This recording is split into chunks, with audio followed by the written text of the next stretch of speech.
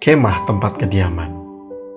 Karena kami tahu bahwa jika kemah tempat kediaman kita di bumi ini dibongkar, Allah telah menyediakan suatu tempat kediaman di sorga bagi kita, suatu tempat kediaman yang kekal, yang tidak dibuat oleh tangan manusia.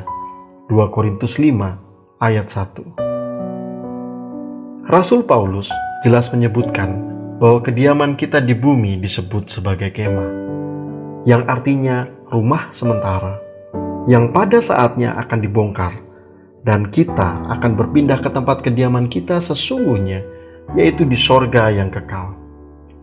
Sebuah analogi yang indah, di mana tubuh jasmani kita di bumi adalah benar-benar sementara, tidak permanen, di mana sewaktu-waktu, kapanpun itu, kita diminta Tuhan pindah dari tubuh jasmani ini untuk akhirnya menempati tempat kediaman kekal, tubuh kekal di sorga. Tidak dapat dipungkiri, manusia seringkali lupa bahwa kehidupan jasmaninya sesungguhnya berumur pendek jika dibandingkan kekekalan.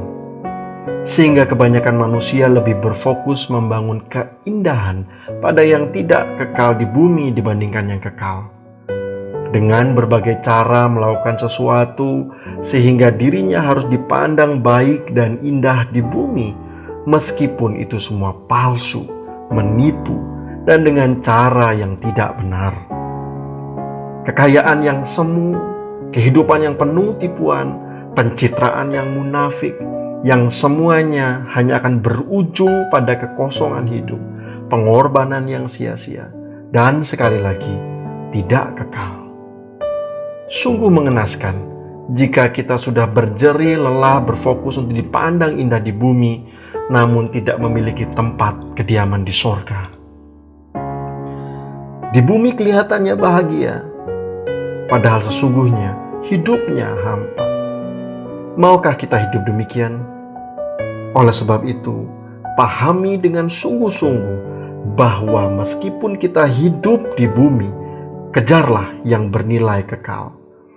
Bekerjalah dengan memahami nilai-nilai kerajaan sorga, bukan kerajaan dunia. Bekerjalah sambil mengumpulkan harta di sorga, yaitu dengan mencukupkan hidup di bumi, dan selebihnya memberi sesuai dengan besarnya kasih yang Tuhan telah berikan bagi hidup kita. Hidup penuh ucapan syukur adalah hidup yang tidak merasa selalu kurang, merasa diri cukup, bahkan bisa memberi. Sebab sesungguhnya telah cukup kasih karunia Tuhan bagi kita, yang telah menganugerahkan kita kehidupan kekal di sorga. Bekerjalah maksimal, bukan untuk indahnya kemah tempat kediaman yang sementara di bumi.